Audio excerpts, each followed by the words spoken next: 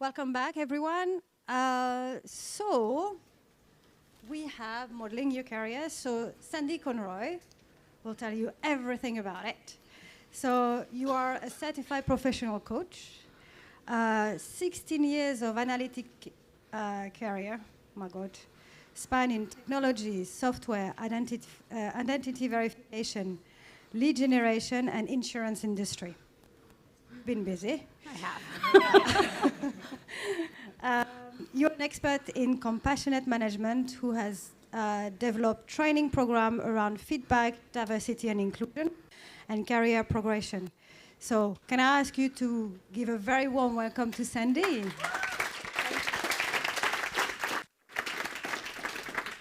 Thank you so much. I'm really excited to be here. I love the Data Science Festival. My background is as a data scientist, so I did that for many years at Facebook and moved into management and Workday before switching over to caring about all of your careers very much. So we're going to talk about that today. The idea behind modeling your career is that when we do our day jobs, when we are building models, we are so intentional about what we're doing. We are clear, we are methodical, we figure out where we're going, and then we do a good job. When we're talking about our careers, that's not what most of us do. It's a bit more chaotic. And so my proposal today is that we use the same framework that we use to build models to be intentional about our careers and to make good decisions that get us where we want to go. And the main thing that I see leading to dissatisfaction when I've been mentoring and then managing and then coaching is that people either don't know where they want to go or they aren't sure why they're going in the direction they are. So a lot of people want a promotion because a promotion gets dangled in front of them because your company says you're not an IC5 yet, but you could be, try again in 6 months, but it may not actually be what they want. So we're going to get more methodical about that starting today. First, I've got some data to share with you, as I always would. So the Gallup State of the Workplace report has some bad news in it from 2022, and that is that workers lack engagement. 1% of employees report being engaged at work, and 33% are thriving in their overall career. Highlighted deep in this pull quote here, people don't think their lives are going well and don't feel hopeful about the future. So if you're having these thoughts or feelings, you're not alone. But what we want to do is fix this, right? Like, we don't want to live our life this way. One more stat from that same report, and every data scientist is going to hate what the chart's about. This is the percent of people who said they experienced a lot of stress in the previous day. It's 44%, higher than COVID. So none of this is good news, but I think if we try harder, we can make some improvements, at least for ourselves. The other 66% of the people are going to have to worry about themselves there. So when we build a machine learning model, 56%, gotcha. Don't make me do math in front of an audience. It's not fair. Okay. So when we're building a machine learning model, we are very clear with what we're doing. This is oversimplified, but who in the room has built or worked on a machine learning model? Everybody, my people. Very cool. So do that. The first thing that we always do is understand what the outcome is. What are we trying to accomplish here? We then gather and clean the data. We determine our methodology.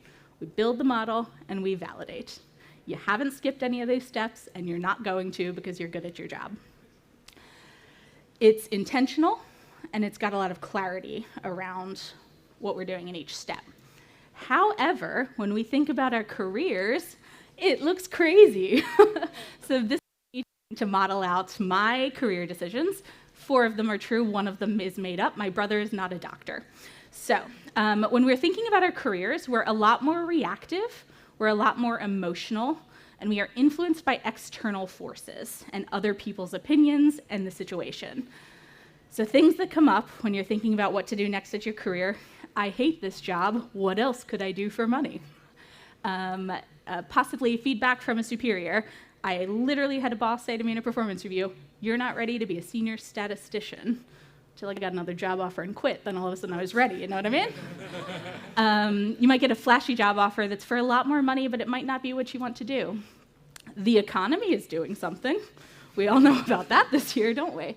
And then influence from the people in your life. So when we think about our careers, it's a lot more reactive, emotional, and chaotic. And my idea is that we don't do that. So let's take that model framework and put some clear steps to defining our career that will help us be more intentional and happier. So the first is outcome. Outcome is about identifying where we want to go. This is the most important part. I'll give you some exercises to help you get there. Then we identify what the solution looks like. Then we have to build it and execute on it. That's the part that we've historically all done pretty well. And then adjust from there, just like we would with a model. So let's talk about outcome. I think this is the single most important thing that you can do to make sure that you're on the right path, is to understand what you personally want from life. And it's going to look different for everybody. And I've got 3 different areas that help you here. The first is values, and then priorities, and vision. And I'm going to work through exercises in each of these categories that will help you sort those out. So first, values. Values are a reflection of what is fundamentally important to you.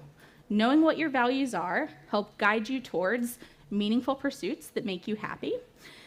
Dissatisfaction and burnout can be indicators that your values are being violated. So even if you're not working a lot, if you're working in a way that is out of line with your values, you're going to be unhappy. Exercise you can do for this, there are a lot of either lists or card sorting exercises online where you get a large list of values and start sorting through what's important to you and what's not. And the goal is to narrow it down to about 3 to 5 to really understand what is at the core of meaning for you. I did this exercise. Haha, these are mine. It is fairness, efficiency, and helping people. So when Jessica Willis asked me if I want to help a bunch of people at once, absolutely, because nothing has been more efficient. But when these are violated, I tend to get frustrated. So if someone would ask me for data, and I would pull it, and they're like, just kidding, cut it by mobile type. Like, even if it only took an hour, I would get very frustrated because that isn't efficient, and efficiency is really, really, really important to me. So the next piece here is priorities. Having a clear, ordered list of priorities is going to help you evaluate new opportunities against what you really want to accomplish. And so you want to list out up to about 5 top priorities that are both specific and in order, and it's okay to segment these. And this is where some practical constraints come in as well. So values, sure, everybody wants to save the world, everybody wants to help people. Priorities get us clear on, if I can only do one thing, what would that thing be? If I can only do 2 things, what comes in from there? I'm going to share mine with you. These are real. The first priority is financial comfort. So I need a certain amount of money a year that allows me to pay my bills, to not lose my home, and to live in the quality of life I've become accustomed to here in London. And that's my priority, and I will do anything. I will go to the zoo and shovel the stuff to make this amount of money to have the life that I need.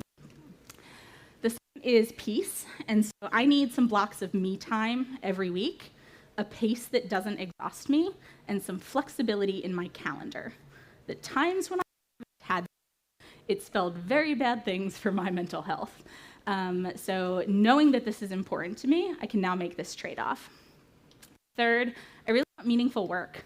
I want people benefiting from the work that I'm doing. So not to knock anything, everyone's got different things, but I've shied away from work in, say, ads, because that hasn't made me happy. I haven't felt that I'm helping. So I've been looking for roles that do something different there. Then I need fun. It's very important to me. I need time and space to enjoy my life, and not all jobs give you that. And then after that, I'm looking to grow wealth. Once I've hit that first pound amount in number 1 and met all of these other requirements, that's when I can start thinking about making more money and making that money work for me. The reason this is important is because when new opportunities come up, it's very easy for me to decide if I should take them or not. Moving into the coaching space, I work with clients. When it was time to decide, do I take my second client? Do I look for my second client? Absolutely. remotely because I don't yet have financial comfort and I don't really want to work at the zoo. But when it comes time to take my 20th client, my 30th client, maybe not if it comes at the expense of my peace, my me time. This also helps a job offer that looks like a lot of money, and it's very hard to say no to that number, and people will tell you, how do you say no to that number? But if it's going to cost you these things, why live your life like that? And the third is vision. So we've got our values, our priorities, and our vision. And for a vision exercise, what you want to do is be extremely clear with what your days will look like in different time frames. I suggest 30 years, 5 years, and 1 year. You want to be specific, you want to write in the present tense, and you want to include how it will make you feel. Now, that 30-year number looks very scary, and I get so much pushback on that, but I'm going to tell you why. If 30 years from now, what I want is to be a fit grandma, and they are some of my favorite people in the entire world, I need to do different things today. I should be going on a date. I should be going to the gym, because those things are required in order to be a fit grandma. I'm not going to do either, no interest. If I want to be a CEO, I probably shouldn't be in the data space. I should probably be a product owner, and I should start thinking about what roles move me there. So if I'm not thinking about 30 years from now, today, some of us are older than you guys. If I'm not thinking that far out, I'll not be making the right choices now. It's important to keep those in mind. As you can imagine, I wrote you my vision too. First a time machine. And here we are on May 20th, 2028. It is 5 years from now. I wake up in the morning without an alarm because working for myself, I'm able to structure my appointments later in the day. I have the time to sit with a cup of coffee and a personal task before getting started. I feel relaxed, at peace, and in control. Bolded those emotions for you. I meet with 2 clients and spend an hour on admin for the business. My job revolves around helping people, so I feel satisfied and useful. I have time to take my dog for a long walk, make a healthy dinner. I feel calm. My imaginary future husband comes home from his job. It's a vision, guys. Let me live my life. And we spend a restful evening together at home. This was my vision that I wrote a couple of months ago. You see a theme in these emotions. Those were my unmet needs. Calm, I needed relax, and I needed a change. So, after we figure out the outcome, so that gives you a good picture of like what you actually want and where you want to end up. Then we have to start thinking about what solution meets those needs. And so when you figure out what role you want, be it fit grandma, CEO, or anything in between, first you need to understand what's required for your goal. There are going to be skills and experiences that are required in order to be that person. And you're going to have to do some research too. Talk to people doing the jobs. And one of my favorite points here is to include counterexamples. So if you want to be a manager, talk to people who think it's a bad manager and find out what they like about the job, right? Just someone that you connect with. What do they like? What do they not like? So talk to people who are good at their job. Talk to people who are bad at their job, because that might give you some insight there too. I'm very judgmental right now, but I'm going to own it.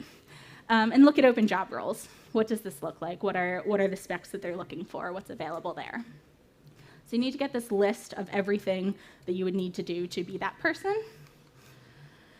And then start thinking about filling those gaps. Identify the solution by using your network to reflect on any gaps that you have.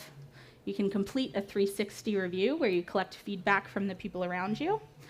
Make sure to get feedback from trusted peers, mentors, managers, and others, because they are going to have insights into some things that you don't. We are all very bad at evaluating who we are and how we do things, so be sure to get feedback from those folks. After that is our build stage. This is about executing. This is something that I gather that everyone in this room probably does very, very well already, but now that we know what those gaps are, it's time to close them. Utilize mentors and coaches to strategically and surgically target those things that you need in order to get where you want to go. Don't get distracted. This one's hard. The next two are mental. So don't get distracted even with promotions or things that don't get you closer to your vision. If your number one priority is family time, maybe a promotion isn't for you. Maybe that won't actually bring you more of what you want in your life. So being intentional and clear about that will help. And don't get distracted by making changes that don't align with your goals. So if it's not part of your vision, maybe that's not something to take on. And last here is not letting outside forces block you. The main one I see here is managers who have no interest in growing, advocating for, or promoting you. If that's what you want and need, I wouldn't waste a lot of time with them. And look for an opportunity that's going to serve you better and not let one jerk stand in the way of your career, honestly. And then adjusting. So we never build a model without validating and checking what goes in there. And the same thing happens with our career because things change. 3 parts of this too. I was very heavy on Googling free icons for this presentation. You want to revisit your plan periodically. You want to experiment, and you have to remember that you are the subject matter expert. You are your own SME. So let's talk about revisiting. Your values and priorities are going to change when your circumstances change. In a single year, you've experienced new things with your role. The economy is doing whatever the economy is doing. I'm not here for that. And you may have grown your family or had a health change, and that's going to influence your values and priorities as well. For myself, I was really focused on I wanted to be in tech leadership. I wanted to be a manager. I was in management for about 3 months, and I'm like, oh. I love some of this, and I do not love some of this. And that's when I sort of started the plan and progress to start looking into coaching, because the piece of it I liked was really helping people. So that's okay. Don't beat yourself up for that. And then experimenting with mindset shifts. So I like to try on whatever I can to see how it feels and what kind of results I get. So some examples of this are for the next 2 weeks. Your job isn't actually analysis. It's helping people. See how that goes. What kind of feedback do you get? How do you enjoy your job? How did your role change? Another one, this month I'm going to act like someone who trusts their instincts. What happens if you just inherently believe that your instincts are right and what they lead you to will bring good things? Don't know unless you try. And then finally, you are the expert on your career. It is not your company's career level grids who tells you you're not a level 6 yet. It's not your manager, not your therapist, your partner, your parents. It's not the listicle of the 30 sexiest careers, although I do like being on that.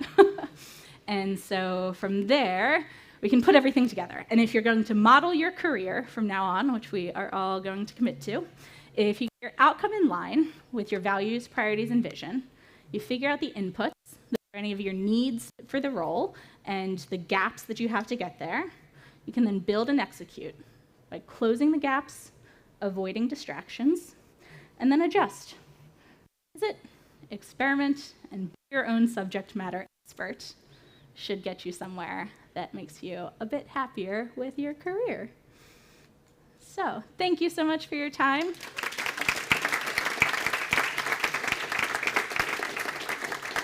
We've got a big chunk of time for Q&As, so please feel free to ask me anything about this content, about your own challenges. Happy to do that. We've got a mic passing around in the back. Hi, thank you so much for that. One of the questions I had was around, you were talking about the experimentation phase and adjusting. How would you implement patience into that? Because I would probably have the instinct to continually experiment. Obviously, that's not good, but then how much period of time would you say let something work before you're like, okay, time to readjust and then experiment again? I think it depends on the situation. Thank you for the question. I think until you've learned what you want to learn. So, like any good experiment, when you're doing a data science experiment, you need to figure out what we're trying to prove. Does this button work better than the last button? How much data do we need to prove that? So it can be open-ended, it can be set for a set amount of time, but I think it's about the magnitude of the change and sort of how big of a step it is. So I'd assume start with like 2 weeks for something, if it's a mindset shift and how that works, to get a little bit of insight. But for some things, like always trusting your instincts, you might have to wait for a couple of opportunities to come up. So I think it's a case-by-case basis.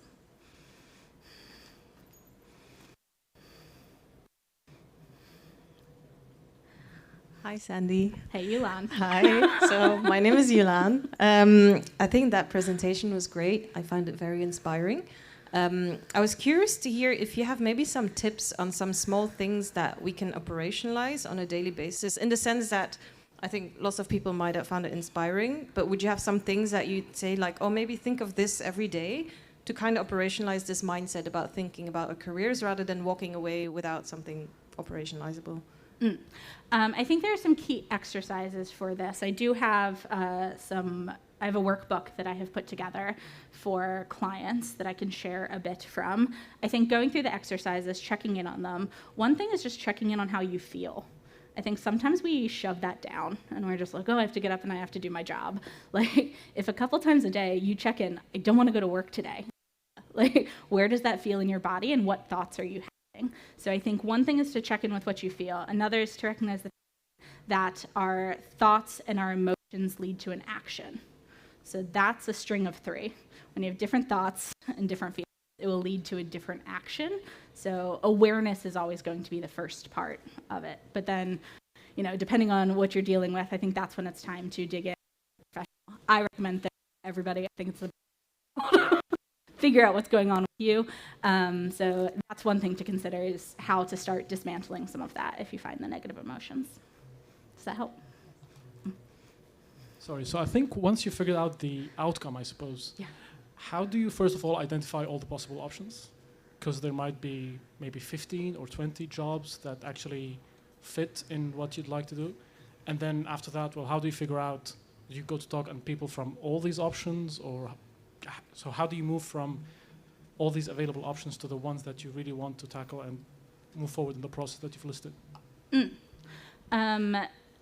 20 to 50 options sounds like a lot. So maybe 5, but do you see what I mean? Yeah, that's fair. I think you could do research on 5, right? You certainly could, because those are all candidates, and especially if they're sort of adjacent to your job, you know people in those roles. I think it's about figuring out which ones to eliminate. So which ones line up with your criteria, which ones don't. So we go back to our priorities. If being a certain level at a tech company takes more hours than you are willing to give a job, cut it. So I think it's about figuring out what the details are and how they line up with your values and priorities. And I guess that you'd be able to stack rank your 5 options or even your 20 options. Start at the top. Go until you're happy. But also, if you literally have 20 options, okay, spend a week researching each. Is that not worth 6 months to figure out what you want, if they really are candidates for you? So I would advise spending as much time as you're comfortable with on this process, because the outcome is so important. Thank you.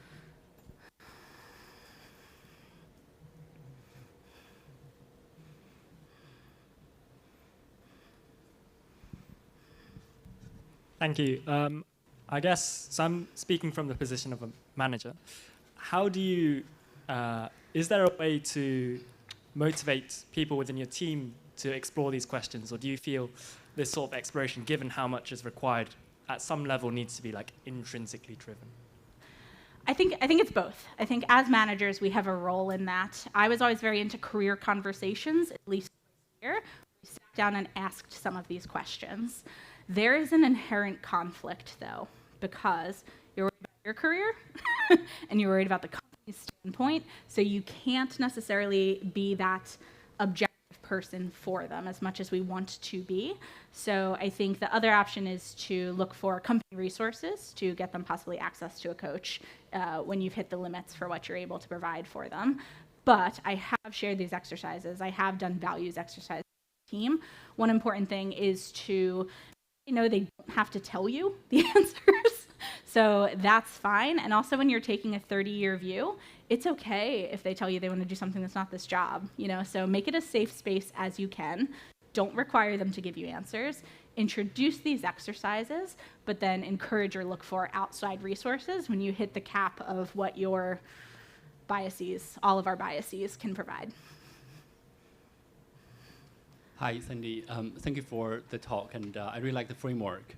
So one question that I had is, I think I'm a risk-averse person, and I have been building my sort of data science career in the past 10, 15 years, and I took a risk, and personally say, I keep telling myself my vision is similar to yours, I want to be in a calm space that I know I wake up, that I work for myself, and I can make decisions for myself. And I guess my experience that, I was following what I believed was my vision, and I think that didn't go well. And I could continue that journey, and that has been a year and 2 years, down the line. But I guess my question is, now I'm in a point where I could continue to chase what I think my value or my vision would look like, and I continue with that, but knowing that, okay, I'm taking a further risk. Or I go back because, 10 years of, data science career, that I'm throwing that away, I'm doing something completely different. And I felt like, how do you balance out, but also how do you manage that expectation, knowing that, okay, every day I'm walking away from a career that you have been, or I have been building for the past 10 years? Yeah, the sunk cost is real and scary to make a change there. I think it's hard to say which path is right. In some cases, it's going to be make the leap, and in some cases, it's not going to be. I think it's about when you get back to those values and when you get back to the feelings that you want to have on a daily basis, is there a way to get that in a data science career?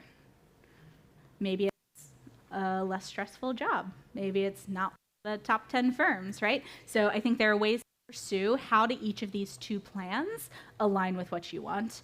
I would also have to know a bit more about how much we tried on that second path, and did you exhaust all options, right? I can tell you all I want, that I want to be a professional footballer. I'm not going to be a professional footballer. I don't have the eye coordination, So I think it's about understanding, is there more to do to pursue that, and what's your risk tolerance? And then if not, what are the other options that could fit in with more of your criteria, right? Because it's never really an option between two things. It's not a new career or back to data science doing exactly what I want. There's a hybrid, there's a mix, there's a third option, there's a adjustment to either plan that gets you more of what you want, and I think it's about exploring those.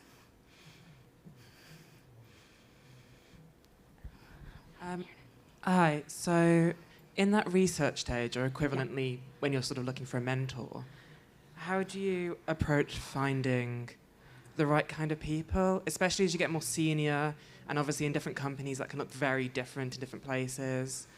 And so I've certainly struggled to find other people who would be doing the job up from me, just because the kind of companies that exist are hard, and it relies on that company also having that kind of role.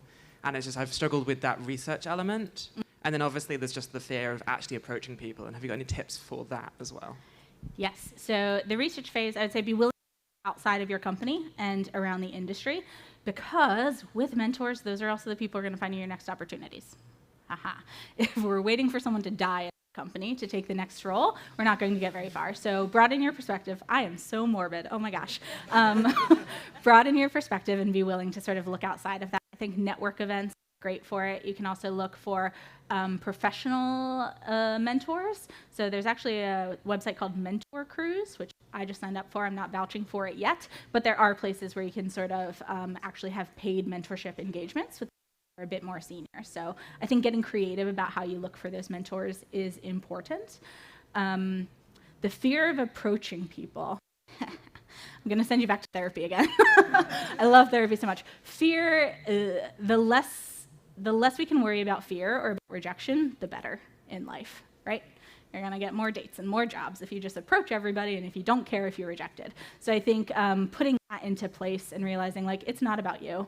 And also think about best practice when building for mentors. So a lot of people say they get approached by strangers for mentors. I've gotten LinkedIn messages from colleagues who mentor me, and I'm like, why? Who are you? So I think it's about building that relationship. It's about being there for that person first and being genuine and authentic, not just oh, I need this, help me, unless your company has a structured mentorship program. So make sure it's a good fit and making sure you're giving something back, and don't worry about rejection as much as one can, because it's not about you, it's about the situation and their time.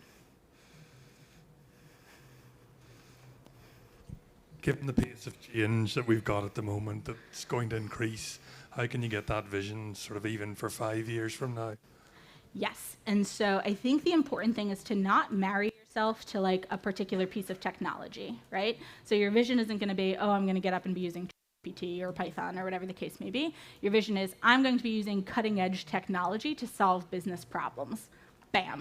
5 years from now, whatever the technology is, you can still do that. So I think tying it back to the outcome, to what you want to get, to what you want to feel, removes that sort of dependency on knowing what's going to happen ever. Thanks. Sure. I love all the questions. You guys are so engaged. Yeah, thanks. A really great talk. One question I had was, you mentioned like uninterested managers. Yeah. And I've experienced that before. Do you have any recommendations for dealing with managers who maybe don't support you as much in your learning and growth in your kind of career? Honestly, if I could change anything, I would get out from under those people sooner. Looking back for myself. That's not always practical, I get it. I think finding ways to get that support from other places, be it through mentors, be it through sponsors, be it through going over their head and making a good relationship with your skip level, are the right things, because those people exist. Some of them maliciously, some of them just because they're not that smart. But figuring out a path through that, I think, is really important.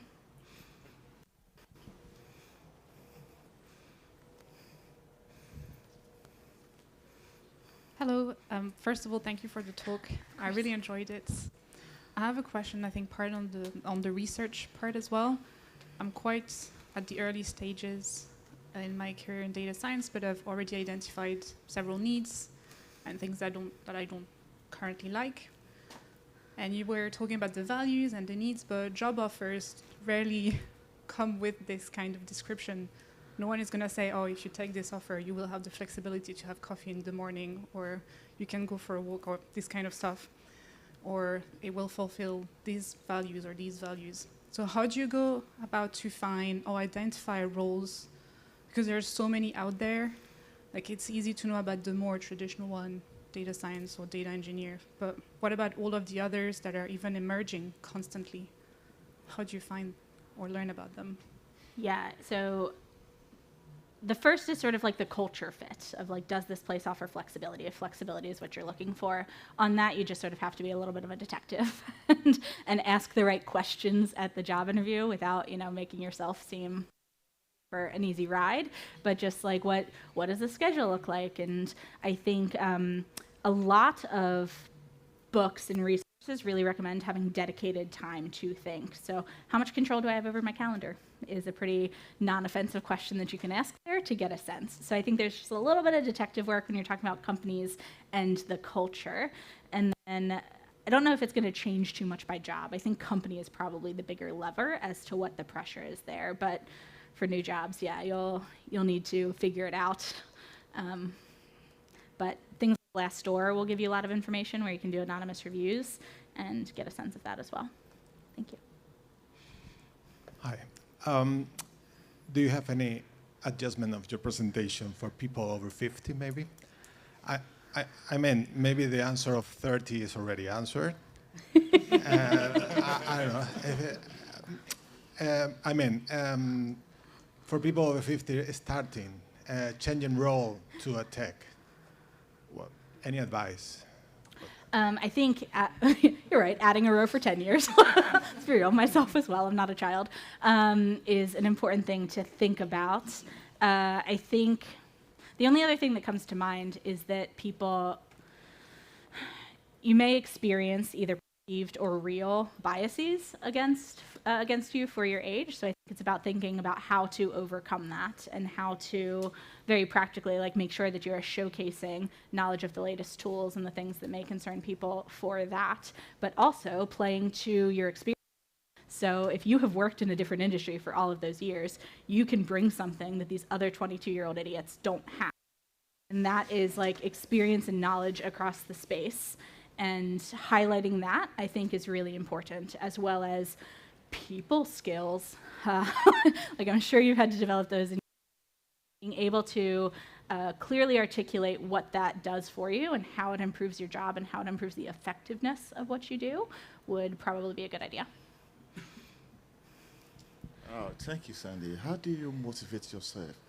Or what do you do to find your mojo when you think you dive in? And, so what do you do? Yeah. to motivate myself. It changed a lot when I switched to a career that I wanted to do.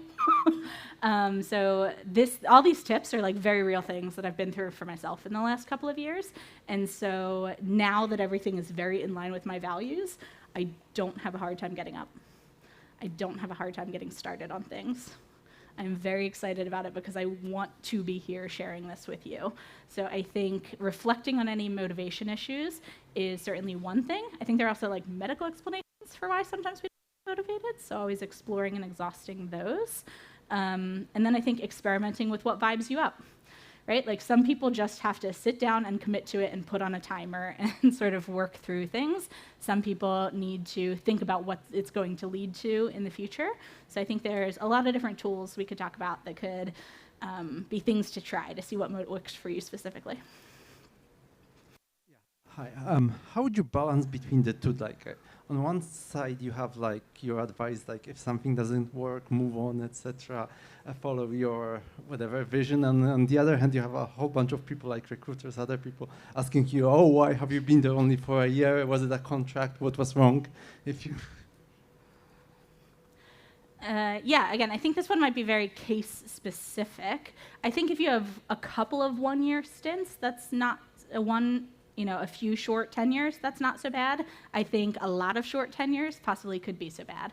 So if you're under a manager that you're not happy with, there are possibilities to move to different teams or different departments as well. So you don't always have to give up on the whole company.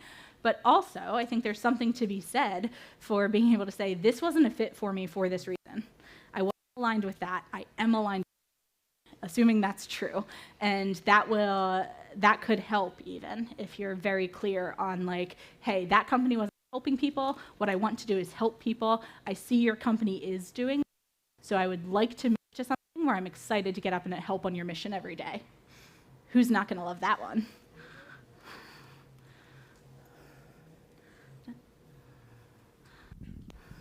Hi, Sandy. Thank you for presenting your framework. I've just realized that I'm trapped in the research stage. Okay. So a bit of background. I'm trying to find my first role in the data science industry, transitioning from engineering. And I guess my question for you is, how do you build the right balance between the job descriptions and when you talk to experts and the description doesn't match? For example, I found job descriptions for entry-level role that ask you all the way from SQL and data engineering skills all the way to model deployment. Then I go and I ask to data scientist experts, and they say, no, you shouldn't be doing that as a data scientist. You should focus on building your model and don't think that much about model deployment. But the job description is asking me for basically all the stages in the MLOps cycle. People have, I think I'm not the only one who found that. So how do you build that balance? Because sometimes I'm put off and I don't apply for certain roles just because I think, oh, I'm missing so many skills in this description. Well, never don't apply. Right? Like there's some, it's usually along the gender lines, but like the research says that women don't apply for jobs until they've met like 100% of the criteria and men apply at 60%. So like these job descriptions aren't written to be able to do everything. And there are some smaller companies where you're going to have to do the whole thing end to end. So maybe they're telling the truth. And there's some other things where they just Googled other job descriptions and the recruiter wrote that in. So I would say don't let that stop you from applying. I think apply, show them your skills, and like ask questions during the interview about what the actual role entails. If deployment definitely isn't something you want to do, follow up on that. But yeah, worry about weeding that out later when you know more about the job, not pre-application. Hello, hi.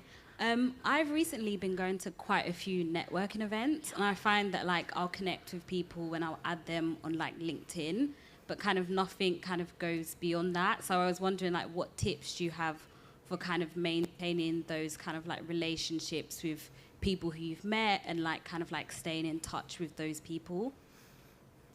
Yeah, I think they're similar to what we do for friendships. It's invite them somewhere else. It's, hey, let's go to the next meetup together, or connecting on a certain topic if there's something that you want to go through. So I think it's about looking for those future opportunities and being the one to proactively do it. Hey, there's another meetup on a similar topic. I was going to go. You want to come with me? And if they don't, they don't.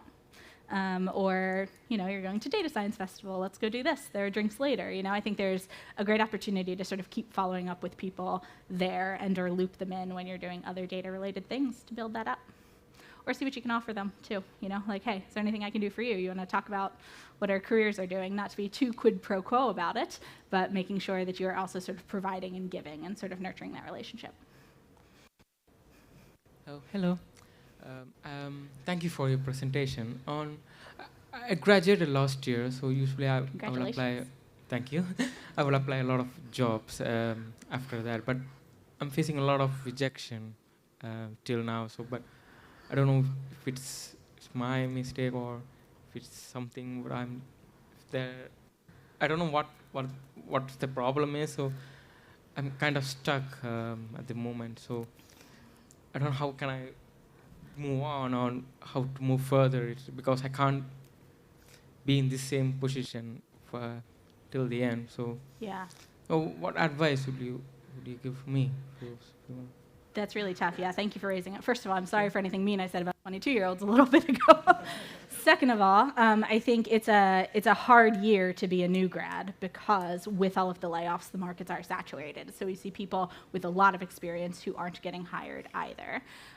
So I think it's about being very strategic about understanding like what your gaps are. So when you do get rejected from a role, it's always okay to ask the recruiter, like, can you give me a little feedback on what was wrong?